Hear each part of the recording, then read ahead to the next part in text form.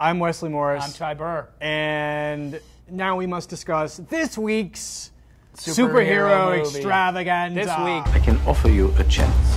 He will be the first in a new breed of super soldiers.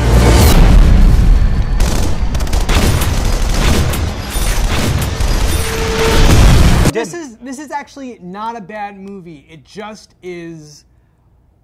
I can't say it's by the book in the sense that the most interesting things about it have to do with things that have nothing to do with Captain America himself. Okay, you're going to have to be a little more specific there. It begins in Brooklyn during the war, and it's about a skinny, scrawny, sickly-looking kid who's digitally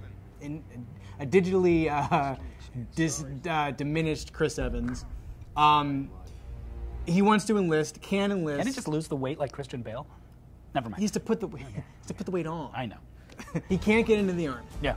And he finally does through the magic of German science, and finds himself to be this super worked out tall guy I hate to ask, who manages to German. Which side is he on? He's on our side, correct? He's Captain America. I know. Okay, I'm just checking. You're talking about German science there.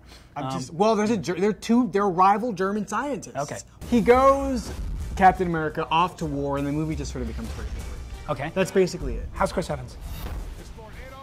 Is he no Robert Downey? No, of course he isn't. But the real problem is what you realize with these movies increasingly is that you already know what you're getting with the comic book property. There's nothing they can do to surprise you. Mm-hmm. You know that you're going to get the X-Men. You know who the X-Men you're going to get will be. So what you need to enliven these things, to bring them a spark of life, whether you're familiar with the comic book or whether you're familiar with the historical environment in which they're plundering, you need a star.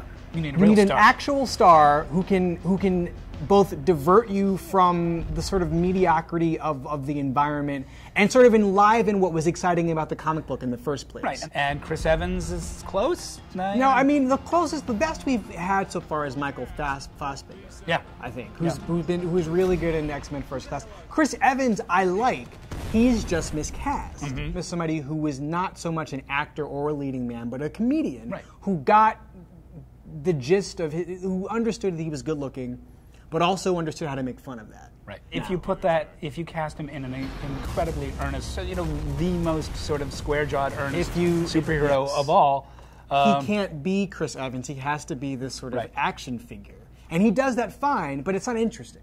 The most interesting stuff in the movie is the stuff that Tommy Lee Jones has to do as the Tommy Lee Jones, colonel. Right. It's fine. It's a serviceable summer action movie. It also feels in a lot of ways like a cheat. Like it's a long trailer basically for the Avengers. For the Avengers, that which we'll get later.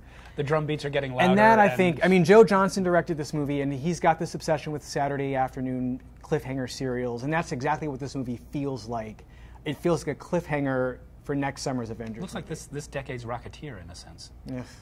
It's not even that. I like the Rocketeer. No, it's not even, All right. I'm Ty Burr. I'm Wesley Morris. And that's Captain America.